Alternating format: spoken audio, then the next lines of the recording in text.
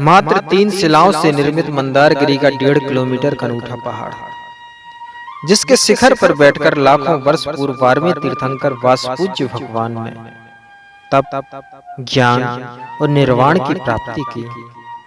पौराणिक हिंदू कथाओं में भी यह पहाड़ विशिष्ट है।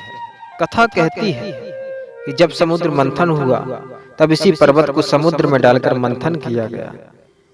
आइए चलते हैं जैनों की सिद्ध भूमि, अत्यंत प्राचीन पावन तीर्थ मंदारगिरी पर। हम समाचार विशुद्ध सागर जी के साथ विहार कराते हुए मंदारगिरी पहुंच रहे हैं। वैसे तो सबसे नजदीकी स्टेशन बौसी मंदार हिल है। क्षेत्र पर पहुंचते ही सामने एक बड़ा तालाब दिखाई दिया, जिसे पाप हरनी तालाब कहते हैं। मध्य में एक लक्ष्मी नारायण मंदिर 2001 में ही निर्मित हुआ। अब हम पहाड़ की ओर चलते हैं। चढ़ाई ज्यादा कठिन नहीं है, अत्यंत रमणीय और मन को प्रसन्न करने वाला यहाँ का वातावरण है।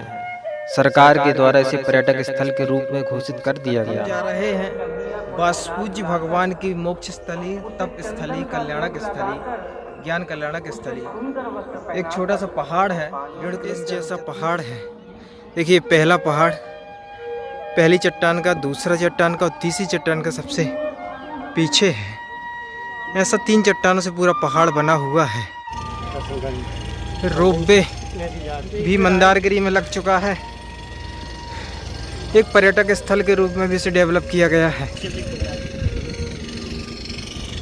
ऊपर लगभग 1200 सीढ़ी चढ़ने पर पूरा चट्टान का पर्वत, और वहाँ पर ये कुंड बना हुआ है।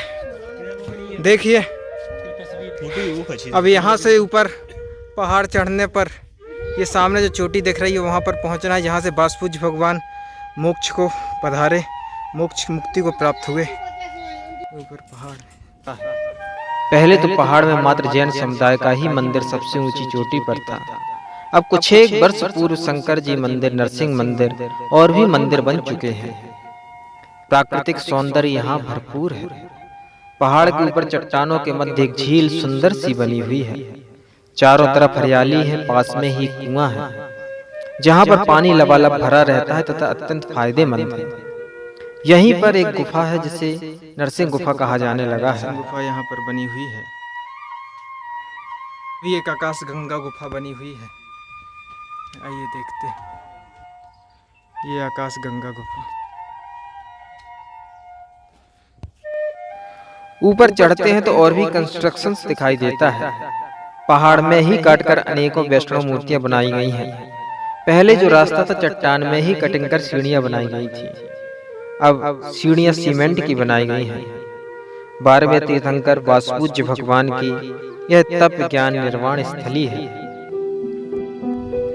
आइए चलते हैं मंदारगिरी सिद्ध क्षेत्र, जहाँ पर वासपूज्य भगवान मोक्ष पधारे। ऐसी पावन भूमि पर मंदिर का प्रवेश द्वार हैं। मंदिर के अंदर 2 वेदियां हैं। एक में सफेद पाषाण के भगवान रखे हुए हैं पद्मासन रूप में, दूसरी वेदी में खड़गासन प्रतिमा है,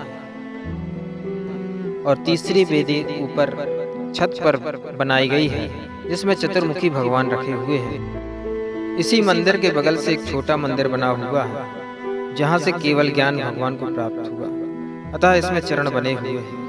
इसी मंदिर से बाहर निकलकर बाएं तरफ 50 कदम चलने पर एक प्राचीन गुफा बनी है, जो कि वासपूज्य भगवान की निर्वाण स्थली मानी जाती है। यहाँ पर प्राचीन चरण है, चरण भगवान के बने हुए। जय बोले वासपूज्य भगवान की जय। आचार्य श्री विशुद्ध सागर जी सत्संग ने यहाँ आकर दर्शन किए। ऊपर तक रोपवे बन चुका है। यह पहाड़ अत्यंत प्रशस्त और मेडिटेशन के लिए अत्यंत अनुकूलित है। मुख्य जैन मंदिर के थोड़ा सा नीचे एक और गुफा है, जो कि काफी बड़ी है। यहाँ पे चरण बने हुए हैं। यदि आप 20 वर्ष पूर्व आए हो इस पहाड़ पर, तो ध्यान होगा कि यह पूर्णतः जैन समुदाय का ही रहा है।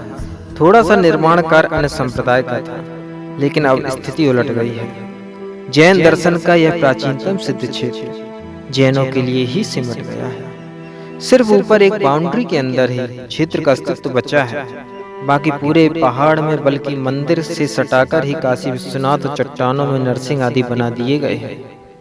ऐसा निर्माण पूरे पहाड़ में कटिंग करके बनाया गया है। जैन समुदाय के सिर्फ कुछ मूर्तियां रखी हुई हैं और कुछ चरण हैं, वो भी एक छोटे से दायरे में। डर है कि मंदारगिरी भी गिरनार न बन जाए, जो कि बनने की कगार पर है। पूरे पहाड़ में जैन समुदाय का कोई भी अस्तित्व नहीं, सिर्फ छोटे से दायरे को छोड़कर। उसमें भी यदि भविष्य में कोई मूर्ति फेंक दे या कब्जा कर ले, तब आपके पास कुछ नहीं बचता। एक प्रतिमा भी चट्टान में खुदी नहीं है। अतः जरूरी है कि उस चट्टानों पर प्रतिमाएं उकेरी जाएं, जिसे नष्ट करना आसान न होगा। साथ ही कुछ सुंदर विशाल प्रतिमा या जिनालय का प्रस्ताव हो, ताकि टूरिस्ट को प्रभावित कर सके, क्योंकि यहाँ रोप वे बन चुका है, अतः टूरिज्म भी बढ़ेगा। संपूर्ण पहाड़ प्रकृति का दिया हुआ एक खूबसूरत नैसर्गिक उपहार है, सिद्ध भूमि है। यह जैन समुदाय की प्राचीनतम धरोहर है, अतः यह बनी रहे ऐसी कामना करते हैं। पहाड़ के नीचे एक जैन मंदिर बन रहा है, पर धर्मशाला नहीं है। रुकने की व्यवस्था 3 किलोमीटर दूर बोसी में है। सुंदर जैनालय और रुकने की पर्याप्त व्यवस्था थी। मेरा एक बार पुनः आग्रह है कि जैन समुदाय के लोग आएंगे तब यह क्षेत्र सुरक्षित रहेंगे। इस सुंदरतम सिद्ध क्षेत्र पर आपके सहयोग की विशेष आवश्यकता है। साथ ही तीर्थ क्षेत्र कमेटी तथा यहाँ के ट्रस्ट एवं आसपास के समाज एवं साधु संतों को क्षेत्र के विकास के लिए जरूर सोचना चाहिए, वरना यह भी गिरनार जैसा इति हो जाएगा। जय जय।